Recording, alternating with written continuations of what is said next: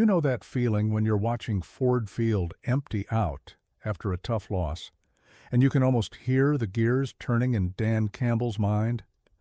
That exact moment, right there, is when championship teams separate themselves from pretenders. The Vikings just handed us our reality check, 27-24, and while everyone's talking about the scoreboard, I've been digging into something that tells me our coaching staff already has the answer. Welcome back to Lions News Fan Report, where I bring you the latest updates, insider perspectives, and strategic breakdowns of our beloved Detroit Lions. I'm about to walk you through a roster move that might seem small on paper, but could be the exact piece we need to fix what broke down against Minnesota. And trust me, by the end of this video, you'll understand why this signing has me more optimistic about our Super Bowl push than I've been in weeks. Look, I'm not going to sugarcoat what happened last Sunday. Coming off a bye week, we all expected our defense to look sharp, disciplined, hungry. Instead, we watched Minnesota control the tempo, and more painfully, we watched them dominate on special teams. Coach Campbell himself took full responsibility, admitting the Vikings caught us unprepared. That's the leadership we love about MCDC, but here's where it gets interesting. Within days of that loss, our management made a decisive move that directly addresses one of our biggest vulnerabilities. I've spent the last 48 hours analyzing film, reviewing statistics, and connecting dots that most casual observers might miss. What I found has me convinced that Brad Holmes and his team are operating on a different level right now. So here's what went down at the Allen Park facility this week. The Lions elevated Ty Summers from the practice squad to the active roster. And before you think this is just another routine transaction, let me explain why this matters more than you might realize. Summers isn't some unknown commodity we're taking a chance on. This is a veteran linebacker with 86 career NFL games under his belt, someone who's been in the trenches since Green Bay drafted him in the 7th round back in 2019. But here's the key detail that everyone needs to understand. Summers appeared in 53% of our special team snaps in the 3 games he played for us earlier this season. Not a single defensive snap. 53% special teams coverage. Now, remember what Coach Campbell said about Minnesota? He specifically mentioned how the Vikings made critical plays on special teams that swung momentum in their favor. I'm connecting these dots for you right now because this isn't coincidence. This is calculated roster management at its finest. Let me break down Summers' profile for those who might not be familiar with his game. Over his 6-year career, he's accumulated 90 tackles, which might not sound like eye-popping numbers until you realize he's primarily been a special teams ace. The man has speed, intelligence, and most importantly, experience covering kicks and punts at the highest level. When you're building a championship roster, these specialists matter more than casual fans appreciate. How many games have we watched swing on a blocked punt, a muffed return, or a momentum-changing special teams play? The answer is too many, and our coaching staff knows it. By bringing Summers back to the active roster, we're not just filling a spot that opened when Christian Mahogany went on injured reserve. We're making a strategic statement about what this team values and what we need to accomplish moving forward. Now, I want to take you deeper into the strategic thinking behind this move. The Lions have been juggling Summers' roster status all season. We released him from the active roster back in October, only to sign him to the practice squad the very next day. That tells me our coaching staff sees value in keeping him close, keeping him engaged with our systems, but managing the roster flexibility carefully. Practice squad guys don't count against the 53-man limit, which gives management options when injuries hit or when matchup-specific needs arise. But promoting him now, right after our special teams got exposed, sends a clear message about priorities. We're heading into a crucial stretch of our schedule, starting with Washington this weekend, and every game from here matters exponentially more. Speaking of Washington, let's talk about the opportunity ahead. The Commanders just lost Jaden Daniels to an elbow injury, which significantly changes their offensive dynamic. I'm not here to celebrate injuries, that's not who we are as a fan base, but I am here to analyze strategic opportunities.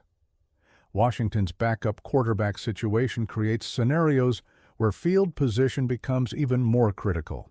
If we can dominate the hidden yardage game, force them into long fields, and create short fields for our offense through special teams excellence, we control this game before Jared Goff even throws his first pass. Summers gives us another weapon in that battle. His speed allows him to be a gunner on punts, a core special teamer on kickoff coverage, and potentially even an emergency linebacker if we face multiple injuries at that position. I've been studying the analytics on special teams' performance this season, and here's what stands out. Teams that rank in the top 10 for special teams efficiency have a 72% higher chance of winning close games. We're in the business of winning close games right now. Every possession matters. Every yard matters. The difference between starting a drive at your own 20 versus your own 35 is massive when you've got an offense as potent as ours. Ben Johnson's schemes are elite, but even he needs advantageous field position to maximize explosive play opportunities. Summers helps us create those advantages week after week, which compounds over the course of a season. Let me also address the roster construction philosophy here, because it reveals how Brad Holmes thinks about building a champion. We released Justin Herron and Kenny Yeboah from injured reserve this week, players who've been out since the preseason. Yeboah was expected to compete as our primary blocking tight end before his knee injury in the Hall of Fame game. By moving on from injured players who won't contribute this season, we're freeing up resources and roster flexibility for players who can help us win now. That's championship thinking. That's saying we're not worried about next year. We're locked in on this year, this run, this Super Bowl window. And Summers represents that urgency. He's a proven veteran who can step in immediately and contribute at a high level in his specialized role. I also want to talk about what this means for our linebacker depth chart overall. We've been relatively healthy at that position, but depth matters when you're playing meaningful football in December and January. Summers gives us insurance and versatility. If Alex Anzalone or Jack Campbell need a breather, or if we face injury situations, having a guy who knows our system and can step in provides peace of mind. More importantly, it keeps our core linebackers fresh. We don't need Anzalone playing special teams when he's our defensive signal caller. We need him saving his body for 50 defensive snaps per game. Summers allows us to be smarter with how we deploy our most valuable defensive assets. The timing of this move cannot be overlooked either. We are staring down the stretch run of the season with playoff positioning on the line. Every decision matters. Every roster spot carries weight. The fact that management acted quickly after the Minnesota loss shows me they're not satisfied with moral victories or close losses. They're identifying problems and solving them immediately. That's the culture Dan Campbell has built in Allen Park: accountability, urgency, and relentless pursuit of excellence. Summers might not be the flashy trade deadline acquisition that generates headlines, but he might be exactly what we need to tighten up our third phase and give us the edge in tight games. Looking ahead, I'm genuinely excited about what this means for our Super Bowl trajectory. We've got the offense, we've got the defensive pieces, and now we're addressing the details that separate good teams from great ones. Special teams excellence isn't glamorous, but it wins championships. Ask any Super Bowl winner, and they'll tell you about the blocked punt, the crucial field goal, the coverage unit that pinned the opponent deep in their own territory. These moments define seasons, and Ty Summers has the experience and skill set to create those moments for us. So here's where I land on this move. I love it. I love the decisiveness, I love the strategic thinking, and I love that our coaching staff isn't making excuses. They saw a problem against Minnesota, identified the solution, and executed within 48 hours. That's championship DNA. Ty Summers gives us depth, speed, and special teams expertise exactly when we need it most.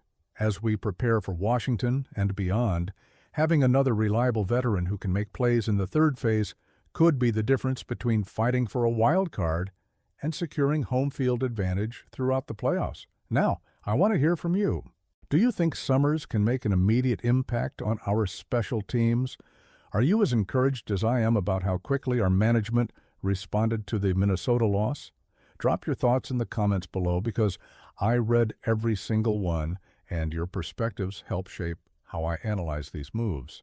Make sure you hit that subscribe button and turn on notifications so you never miss an update from Lions News Fan Report.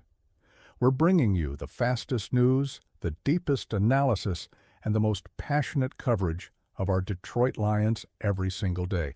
This is our year, and I'll be here breaking down every move, every game, every step of our journey to the Super Bowl. Let's go, Lions!